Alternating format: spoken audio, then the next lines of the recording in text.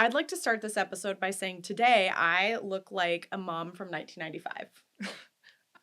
Girl, I disagree. I think you look really good, per usual. And you look hella cool. No, I honestly threw this together, and I'm, like, highly questioning myself as I look in myself in the mirror right now. Well, you've had a tough day, though, too. Yeah, so I think, like... I'm just going to preface, today's been fucked, but I'm so happy to be in this chair with you. I know, I told her, I'm like, I had a great day. She's like, great. Yeah. I mean, at least one of us has good energy and good vibes right now. But I also feel like that's generally the case. Like, one of us has had typically a better day. True. But I know that I'm going to feel a lot better coming out of this. Yeah, and we've got taco bowls waiting for us afterwards. Taco Bell or Taco Bowls? Taco bowls. It sounded like Taco Bell, and that would have been totally fine with me. I know how much you love Taco Bell. I do. We're just waiting for them to come sponsor Clack. Taco Bell, bring it on. The Jackie Supreme. God. That would be a dream. That would be a dream. That's a dream partner. That's really a dream partner, but maybe for you. Yeah, I mean, for me, for sure. I'd go with a Laughing Planet partnership. I would take that, too. It's just a little too healthy for me, not gonna lie. It is very healthy, but, you know, I love it when I'm in a jam and I'm feeling unhealthy. That's true. So I need a little Laughing Planet. But anyways, we're super excited to be back in the chairs today. As always, there's so much going on. Last week, we were, like, unhinged about Love is Blind. Yeah, that has fizzled down for sure. That has fizzled down. Because I was on one. But nothing has changed about our opinions with that. Nothing at all. I have gone down some Reddit boards. Oh, you have? I have. Have you discovered anything? Nothing really new, per se. I actually think a lot of Reddit is on our side, on our opinions. Really? I do. That's good to know. Yeah. So, anyways, that was a fun episode, though. Today, we're going to talk more sports. I mean, that's who we are. That's who we are. But it's been also great because there's so much going on in sports. So the first thing let's just call out is CBA. I know we've been talking about CBA a lot, but it is such a complicated topic. Yeah, I would agree. And sometimes we'll talk about, like, what's more newsworthy with CBA. Today, I think what we're going to do is a bit of a retrospective. Jackie put together an amazing brief for us. Do you want to tell us what we're going to talk about? Well, I think it's just important to touch on the history of the CBA and just highlight each year there's been a new CBA and kind of what was the emphasis and what was the breakthrough on that specific year and that CBA. I think it's just really good for everyone to kind of see, like, where it started back in 1999, the very first CBA, and then all the way to where we're negotiating the 2025 CBA. And that's for the WNBA specifically, right? WNBA specifically, yes. Yeah. Going back to 1999, which was the first CBA, when they established a union. So they established support for the players. It was the first, CBA. It was the first Players Association. So that was needed and absolutely something that the players probably advocated for. And it was a great milestone for the WNBA because every company should have a union and, someone that's representing the workers. It's not necessarily, what it is today, but it's definitely prevalent in sports. And the WNBA, started in 1999. I mean, I think it's fascinating. I think union discussions are fascinating. It's also just an opportunity for people to learn about negotiations. Mm-hmm. I have learned a lot about negotiations lately. This one over here to my right is excellent at negotiations. And appreciate that. You've taught me so much. And in life, I would say to any woman or man, whoever, coming up in business, you have got to learn how to negotiate. Yeah. Whether you're a lawyer, you're in corporate America, you're in finance, whatever it is, you are going to face at some point in your life a negotiation. Yep. A marriage is a negotiation. Right. Having kids. Yeah. My kids negotiate with me every damn day. Yeah. I think the hardest thing is just speaking your truth and speaking up and advocating for yourself, and especially as women. Like, it's a really hard thing to do. And it's hard to go into spaces, into rooms and say, here's my value, here's what we're worth, and actually say that and, force change. Yeah. I mean, this CBA, I think we've come such a long way since 1999 when it all started. And, there's been so many monumental moments to date. But yeah, let's kick it back. Let's go from the beginning and let's start talking about it. Let's freaking go. We've got some other really good topics, but let's really dig into CBA right now because I think it's fascinating. Okay, so 1999, it was the first CBA. The main things that we would like to emphasize is it created the league's first salary structure, first and foremost. And then it established free agency plus contract rules. And then it set basic benefits and travel standards, why it mattered. It built the foundation of the WNBA. Interesting. So 1999, first. So that was just really the kind of forming phase in a lot of ways from the CBA. Mm-hmm. That's really interesting. Any thoughts on that? I mean, I think it's pretty generic, frankly. Yeah. I mean, I guess you have to start somewhere. Right. I think the WNBA has become a lot more complex. It's a lot higher stakes. I mean, I think it's very similar to a startup. It is a startup. It's just a sports startup. Right. And, you even think about our business, right? And all the things we're working on in the forming phase of our company. And it sounds very similar, like pretty basic. Yeah, for sure. I agree. And then the next CBA was in 2003, and the main things that they negotiated were increase in salaries, and you're going to see that pretty consistent throughout all the CBAs. Everybody wants more money. Right? Better health benefits, and then stronger contract protections.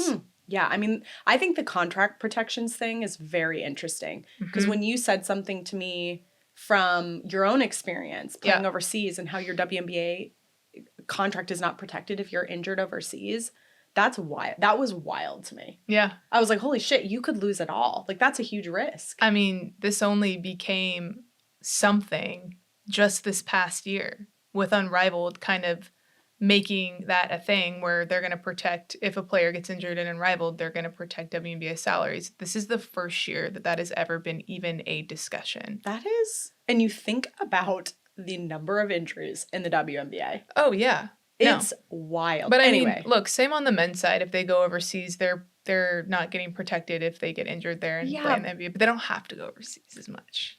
Yes. Because they're not going overseas as much. Correct. So it's like apples to oranges. You know Correct. I mean? It's like, wait, well, why would you go overseas, Jackie, and miss time with your family and holidays and birthdays and all this stuff? You need to make more money. Yeah, for sure. So... let's move on. So 2008 was the next CBA. The main things that came out of that was more salary growth again, improved free agency rules, and then better travel and working conditions. Okay. What would working conditions be considered? So better travel and working conditions, probably just like better hotels and accommodations. Fair. And then... Don't want to stay in that Motel 6. You know? Yeah. They're not into that. Yeah, no. Or sharing rooms. Correct. I had to do that a lot in corporate America. So they didn't change sharing rooms until, I think, 2020-ish. I could be wrong on that, but if you were a rookie in your first 4 years, you were sharing a room. After your first 4 years, you get your own room. When I played in the W, I had a season. There was definitely a season there where I had to share a room. Okay. Yeah, wild times. I mean, girl, I had to share a room a number of times when I was in corporate America, and I'm like, this is fucking weird. Oh, hell no. We shared like an Airbnb in New York that was marketed as very large. And when we went in, it was completely mismarketed. And we're like, this is a legit hole in the wall. Yeah. We're all going to see each other naked. This is going to be it's so uncomfortable. It's so weird. It's just like the worst thing ever. Like, I'm so glad that players don't have to deal with that anymore, because that is just like, people have their own routines, and like sleep is so important. You just like need to have your own space. Bathroom behavior? That would give me massive anxiety. I have hella trauma from bathroom behavior from like past teammates. I can't even. I can't talk about it. It's like trauma. Don't ask Jackie about bathroom trauma on the road. That is just so and I'm so OCD clean. You know me. You are. It just didn't Someone work. Really side story. I would sorry, not to cut you off, but I negotiated in my overseas contracts that I had to have my own room on the road. That was a requirement for me. Good. The other day I was with someone who farted in front of their friends. It's not okay. And I was like, that's not okay. No. And I said, second of all, if I ever farted in front of Jackie, she would be like, get your ass out of here. Well, it's not literally get your ass out of here. No, but like, it's okay if you did, I guess.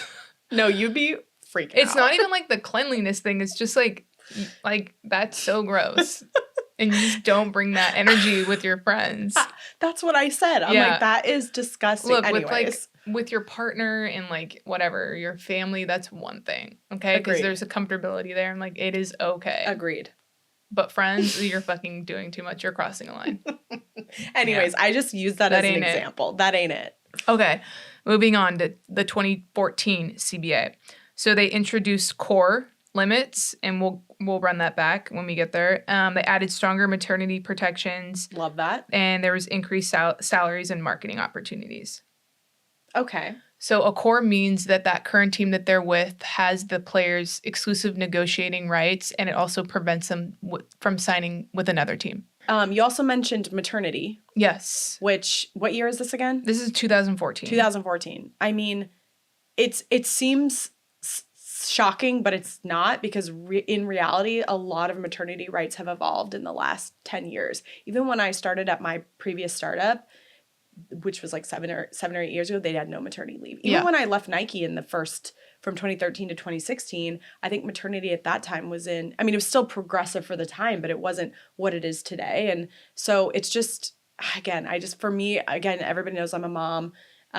Maternity rights are so important, especially even though right now there's like only a handful, 12 to 15 plus players with kids in the league. But if they really want to grow this league and they want to keep players in longer the way they do in the men's leagues, right, they have to think about that. No, for sure. So I'll let that one go. I mean, I don't have anything to add there. And then the last thing that we touched on was like marketing opportunities. Mm-hmm. And this was a big year. I think they implemented the TMA, which is the team marketing agreement structure, mm-hmm. which basically means outside of the season, the team can allocate a certain amount of budget towards certain players to do team marketing stuff. So they have to be in market, come to market, and, do whatever they need to do to earn X amount of dollars for marketing on the marketing side.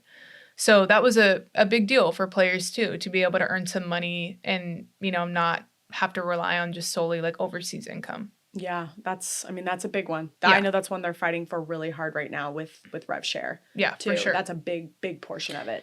Yep. And then moving on, so the 2020 CBA, which was a breakthrough, and they got a lot done in that CBA. I was playing in the league in 2020, so that was really special too. But the big things there were max salaries jumped significantly, revenue sharing potential for the first time ever, better travel, housing, family planning benefits, and then off-season marketing deals were allowed. I mean, that's pretty transformative from the 1999. Yeah. Wild. For sure. I mean, just as we go through the journey of the CBA, obviously every time it's gotten better. It's nowhere near where it should be, but like obviously making so much progress to date for that. Mm-hmm. And that brings us to now, CBA negotiations. And I think we spoke a little bit last week just about the extension. Mm-hmm. And now the new extension is till November 30th. And there's a little bit more pressure for it to get done at this time so that the two new expansion teams can still have their expansion draft in December. Because if it gets pushed back any further, that date is going to get pushed back and everything's just going to continue to get pushed back. But history states that the CBA in the past has not gotten done until January. So it's a tough timeline right now. Yeah, super tough timeline, especially with two new teams coming in and just like so eager to have their expansion draft in December. So yeah, just a lot of pressure right now from both sides to figure some things out.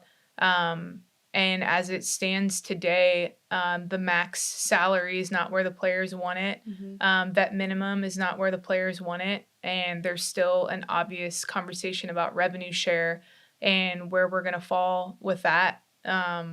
So yeah, I mean, like we're just going to be locked in these next 30 days to see any outcomes or anything that comes up. And it feels like things have been pretty airtight. Like I haven't seen a lot of news other than the league had made the players union an offer for an extension and it was accepted. So we didn't go into a strike. Right. Right. But I feel like they've kept it really airtight. You haven't even seen the players on the union really speaking out as much. Like I've seen a little bit from Nafisa here and there, or Stewie and others, but it seems like it's pretty contained right now. Agreed. That's probably very strategic. Yeah. Because anything publicly right now could blow this deal up again. You know what I mean? The tensions have just been so high. So it's fascinating, you guys. I swear to God, I want a reality show so bad. I know I said that 10 times, but I honestly think this is such a big historical moment, not just for the WNBA, but for women, for women's rights, for union rights, like all these things. Like this is history in the making. Could not agree more.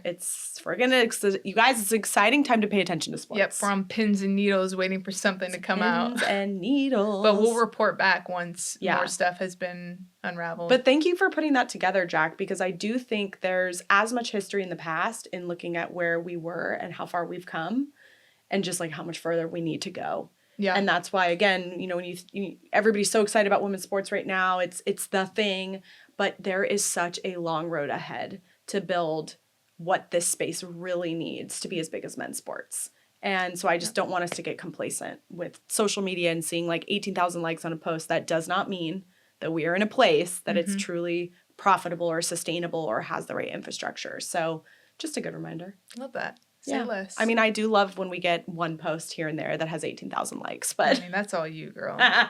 No. Okay, so let's pivot to, let's talk about soccer for a second. Okay.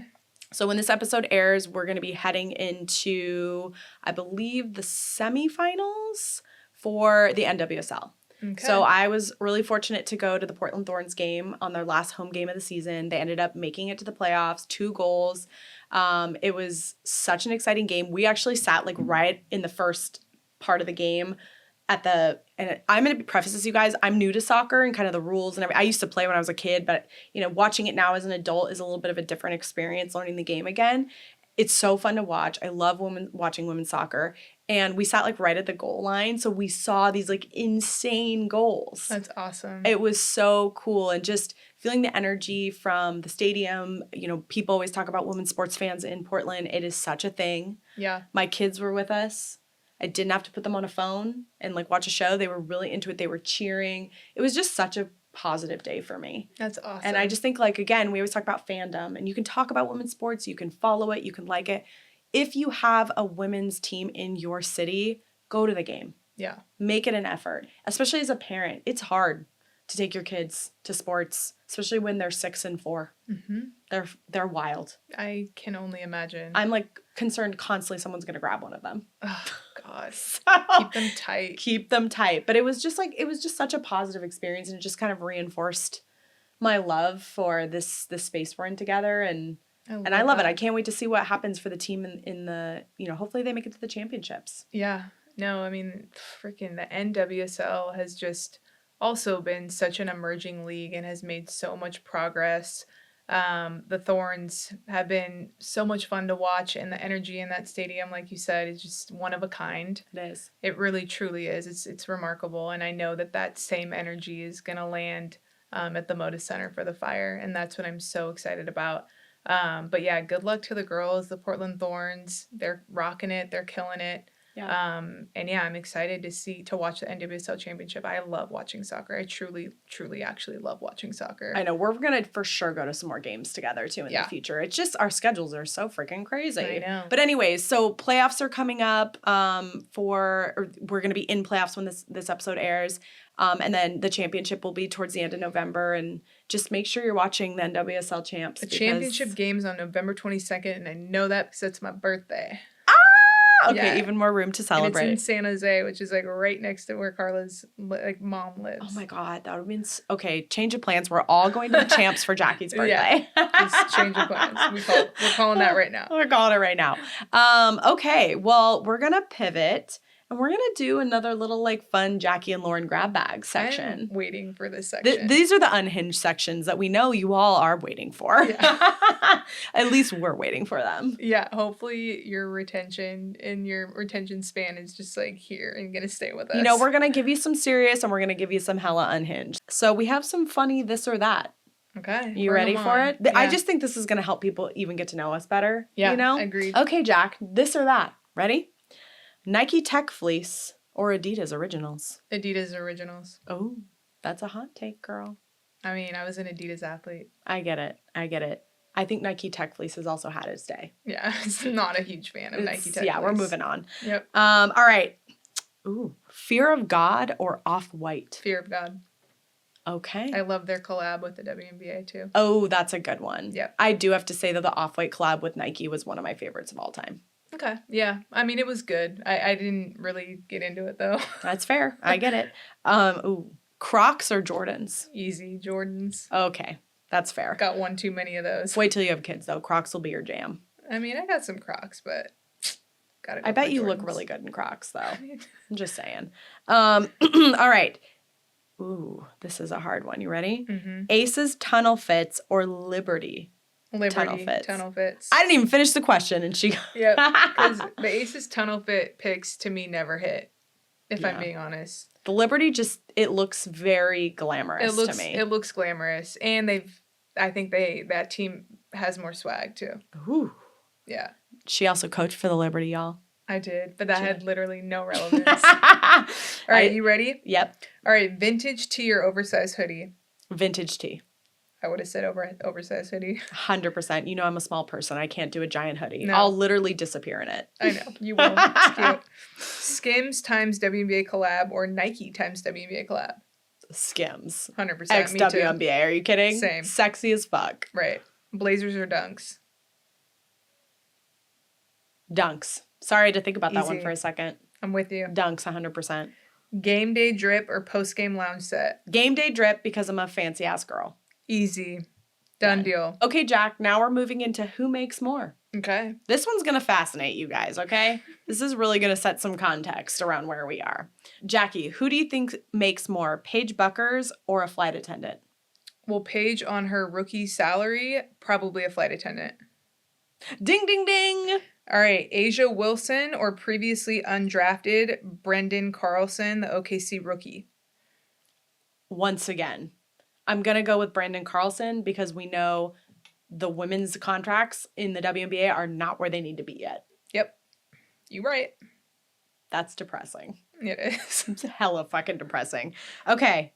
Who makes more, Sue Bird or Bronny James? Bronny James. That just hurts my heart, though. Yeah. Because Sue Bird is just a freaking OG. Yeah, I mean, Sue Bird is Sue Bird and Bronny is Bronny. But here we are.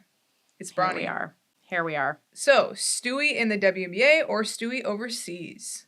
I'm going to go Stewie overseas because based on what I've heard from you about overseas pay, it's way better. Yep, you right. Once again. Depressing. Angel Reese or a UPS driver? This is fucked. We love our UPS providers.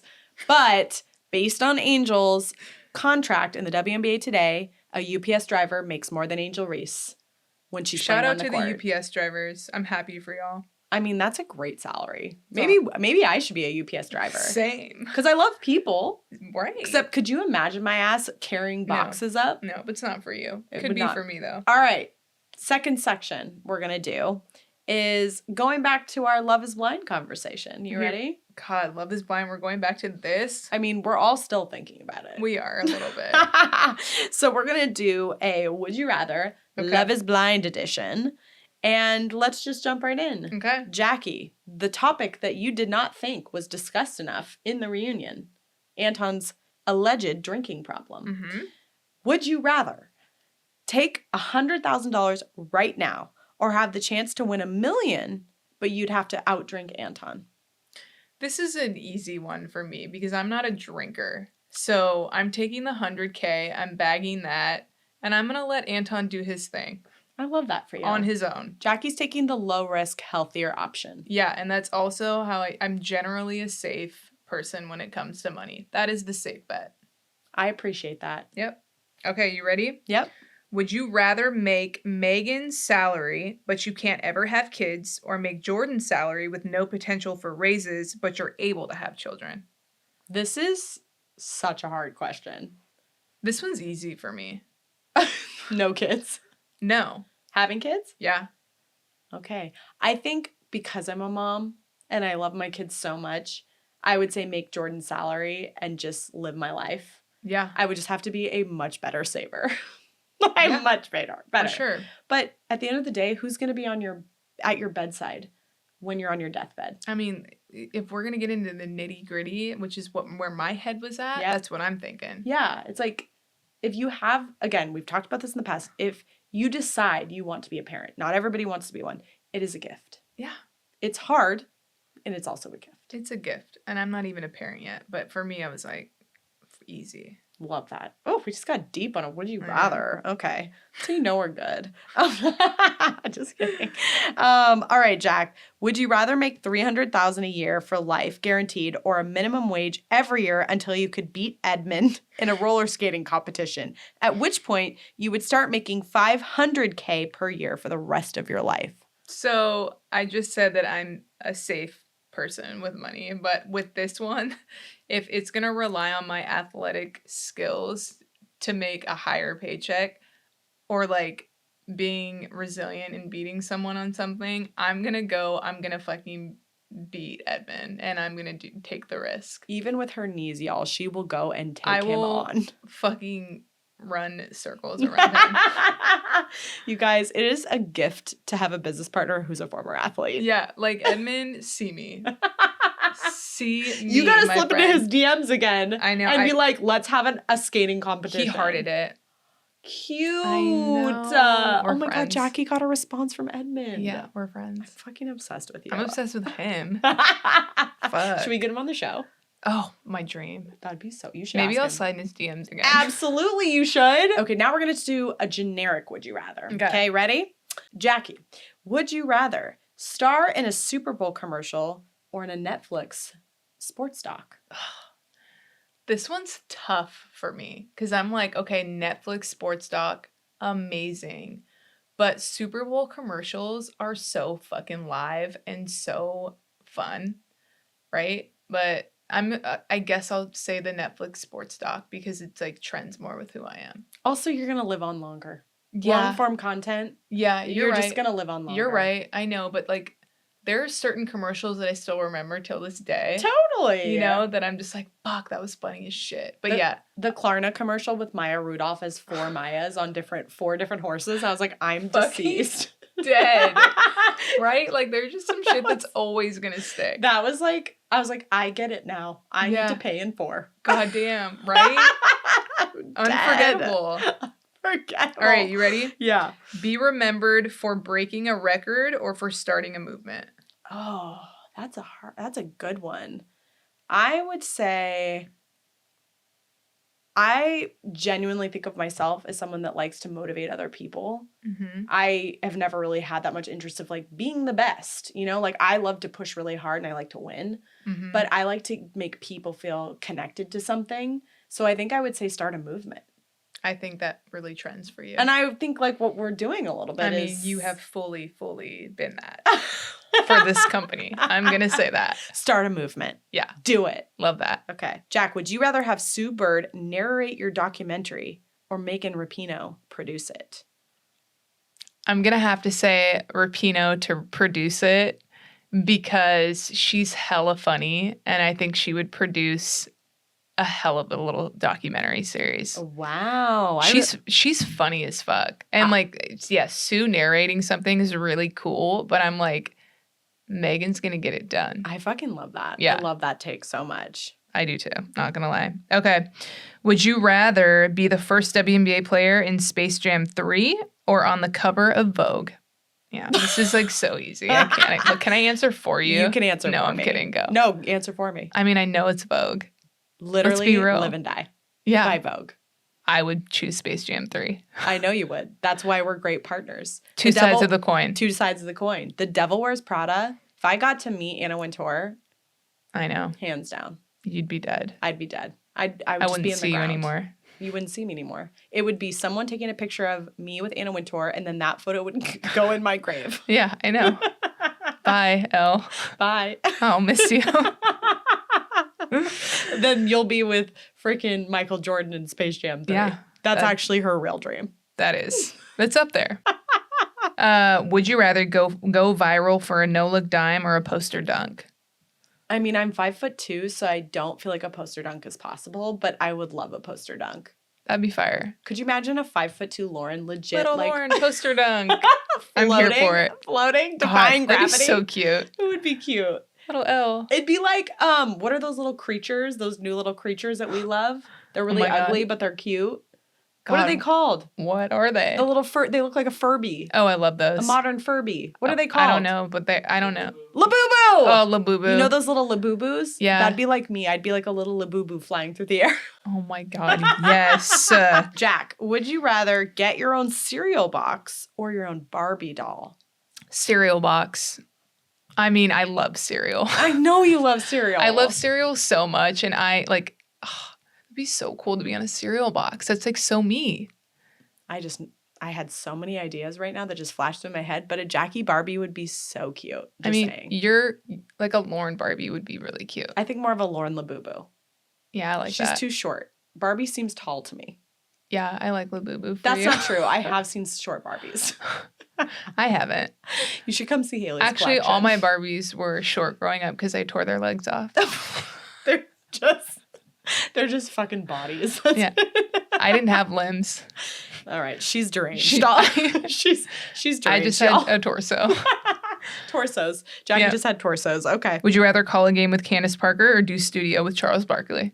Okay, so this one's hard for me because I would rather call a game with Candace Parker, but I would be so intimidated because she's so amazing to me, and I would fuck up and be like, oh my God, I'm embarrassed. Whereas That's a very real answer. But if I went into a studio with Charles Barkley, I feel like we would just be hella silly. And we would just like fuck around and just like not fuck around. Not gonna say that. We would just like Not literally. We would just like laugh. Oh my God. Yeah. He's so funny. He just seems like he's really funny. Yeah. Not to say that Candace Parker isn't, but she's just like, to me, she's so like legendary. Yeah. No, that's a good answer. I like that answer. I'm glad because I was nervous.